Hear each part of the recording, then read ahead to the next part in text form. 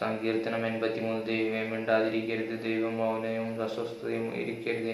ഇതാ നിന്റെ ശത്രുക്കൾ കലഹിക്കുന്നു, നിന്റെ പകയ്ക്കുന്നവർ തല ഉയർത്തുന്നു. അവൻ നിന്റെ ജനത്തിന്റെ നേരെ ഉപായം വിചാരിക്കുകയും നിന്റെ ഗുപ്തന്മാരുടെ നേരെ ദുരാലോചന കഴിക്കുകയും ചെയ്യുന്നു. വരുവിൻ, ഇസ്രായേൽ ഒരു ജാതിയായിരിക്കത്തക്കവണ്ണം നാം അവരെ മുടിച്ചു കളക. അവരുടെ പേർ ഇനി ആരും ഓർക്കരുതെന്ന് അവർ പറഞ്ഞു. അവർ ഇങ്ങനെ ഐകമത്യയോടെ ആലോചിച്ചു നിനക്ക് വിരോധമായി സഖ്യത ചെയ്യുന്നു.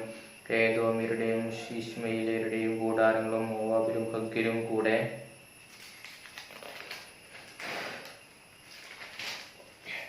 ഗാബോലും അമ്മോനും അമ്മയിലേക്കും ഫെലിസ്ത്യ ദേശത്തും സോർ നിവാസികളും അശ്ശൂരും അവരോട് യോജിച്ചു. അവർ ലോകത്തിന്റെ മക്കൾക്ക് സഹായമായിരുന്നു.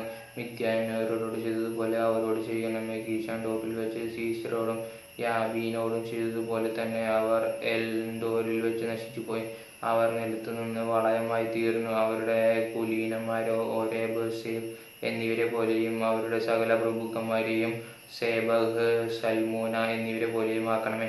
നാം ദൈവത്തിന്റെ നിവാസങ്ങളെ നമുക്ക് അവകാശമാക്കിക്കൊള്ളുക എന്ന് അവർ പറഞ്ഞുവല്ലോ.